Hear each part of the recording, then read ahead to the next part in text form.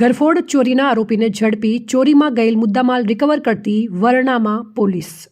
વડોદરા ગ્રામ્ય જિલ્લામાં મિલકત સંબંધી ગુનાઓ અટકાવવા તથા અનડિટેક્ટ ગુનાઓ ઝડપથી શોધી કાઢવા માટે પોલીસ મહાનિરીક્ષક સંદીપસિંહ, વડોદરા વિભાગ તથા પોલીસ અધિક્ષક સુશીલ અગ્રવાલ, વડોદરા ગ્રામ્ય દ્વારા કડક સૂચનાઓ આપવામાં આવેલ છે. જેના અનુસંધાને નાયબ પોલીસ અધિક્ષક પી.એન. પટેલ, કરજણ ડિવિઝન દ્વારા પણ જરૂરી માર્ગદર્શન આપવામાં આવ્યું હતું.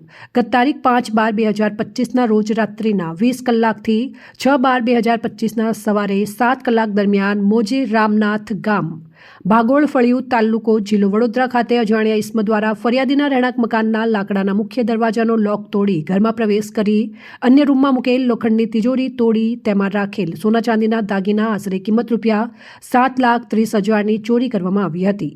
આ બાબતે વરણામાં પોલીસ સ્ટેશન ખાતે ગુનો નોંધાઈ તાત્કાલિક તપાસ શરૂ કરવામાં આવી હતી.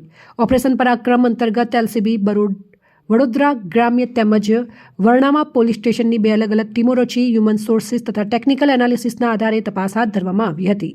તપાસ દરમિયાન માહિતી મળી કે વાડિયા વિસ્તાર ખાતે રહેતો દિલદારસિંહ તુફાનસિંહ રહેવાસી વારસિયા વિસ્તાર વડોદરા આ ગરફોડ ચોરીમાં સંડોવાયેલો છે.